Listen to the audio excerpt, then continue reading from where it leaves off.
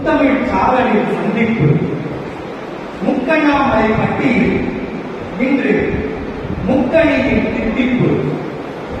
முச்சங்கம் வளர்த்த தமிழில் கவிபாட காத்திருக்கும் தமிழ் சான்றோர் முப்பெரும் விழாவில் முழுதும் திரும்பியிருக்க மனசெல்லாம் தமிழ் மத்தாப்பு. செந்தமிழ் சொல்லெடுத்து பைந்தமிழ் பாட்டாக்கி நடுந்தமிழில் கவிபாட வழப்பளித்திருக்கும் மரபு ஆசான் நடுவர் ஐயா அவர்களுக்கும் மற்றும் அனைவருக்கும் தமிழ் வணக்கம். கொஞ்சம் எனது தலைப்பை கொஞ்சம் கேளுங்களேன்.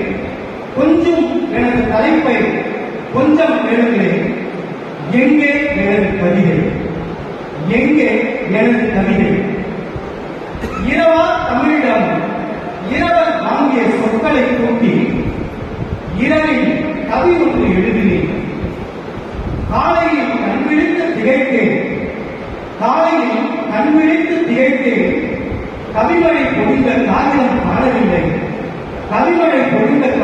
காணவில்லை. விரைந்தோடி தேடினேன்.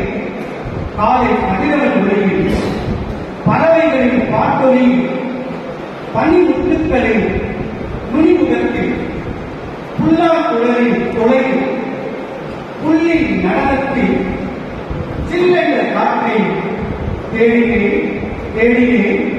அழுத்து கலைத்து வாடினேன். திரும்ப எழுத திட்டமிட்டேன். அங்காடி ஒன்றில் அப்பாவிடம் அளவாவிக் கொண்டிருந்த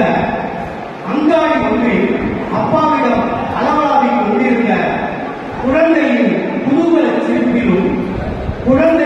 குதூகல சிரிப்பிலும் மயக்குகின்ற மழலை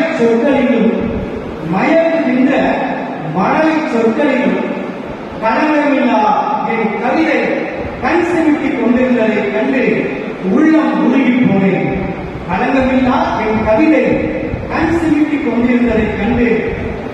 உருகி போனேன்.